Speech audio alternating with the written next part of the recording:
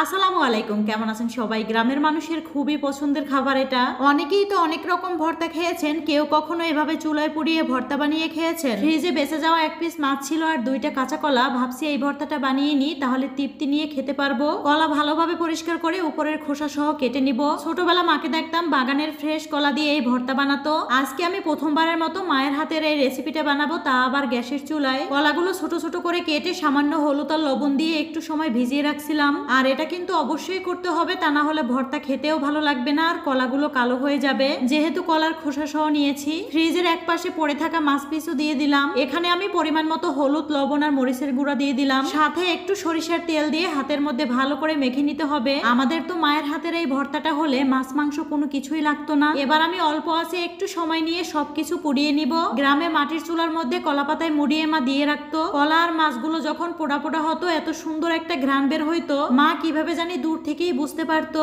এই তো এক পাশ হয়ে গেল, অন্য পাশও সুন্দর করে পুড়িয়ে নিতে হবে। আজকে কিন্তু আমাকে কষ্ট করে কোনো তরকারিও রান্না করতে হয়নি। ভর্তা থাকলে তো সে অন্য কোনো কিছুই খাবে না। কাঁচা কলার খোসা সহ এই ভর্তাটা যারা বানিয়ে খেয়েছেন তারা তো জানেনই। মাছ পিসের কাটাও ছাড়িয়ে নিলাম, আর এভাবে একটু পোড়া পোড়া হলেই কিন্তু সবকিছু নামিয়ে নিয়ে সুন্দর করে বেটে নিতে হবে। অনেকে হয়তো বলবেন কলার খোসা কেউ খায় নাকি? বিশ্বাস করেন, আমার মা কলার খোসা আর চিংড়ি মাছ আলাদাভাবে ভর্তাও বানিয়ে দিত। পৃথিবীতে সব মায়ের হাতের রান্নাই প্রতিটা সন্তানের কাছেই অনেক বেশি স্পেশাল। এবার আমি কাঁচা পেঁয়াজ আর মরিচগুলো বেটে নিব।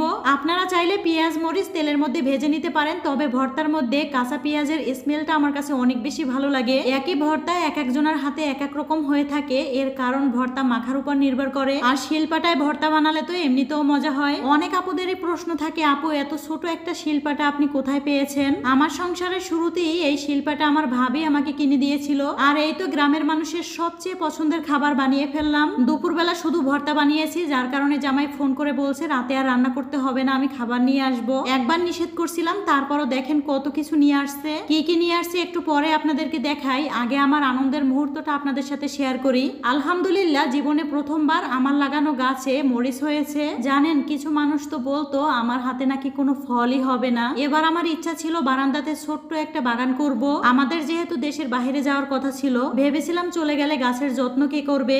এখন মনে হয় ভুল করে ফেলছি, ওই সময় আরো কিছু গাছ লাগানো দরকার ছিল।